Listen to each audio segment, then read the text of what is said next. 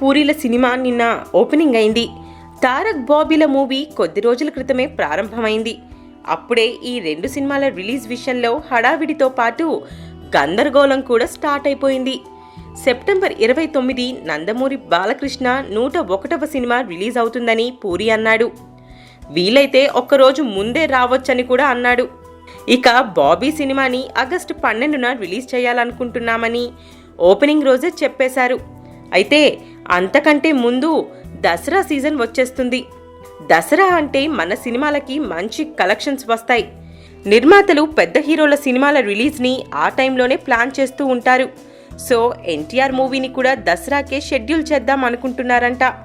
ఈ టైంలో బాలయ్య కూడా దసరాకే వస్తాను అనడంతో ఇండైరెక్ట్గా తారక్తో పోటీ అని హింట్ ఇచ్చేశాడని, పోయినేడాది డిక్టేటర్ నాన్నకు ప్రేమతో తరహాలోనే ఈసారి పోటీ తప్పదని, దసరాని దబిడి దిబిడే అని బాలయ్య అండ్ తారక్ ఫ్యాన్స్ చర్చించుకుంటున్నారు. చూద్దాం చివరికి ఏమవుతుందో.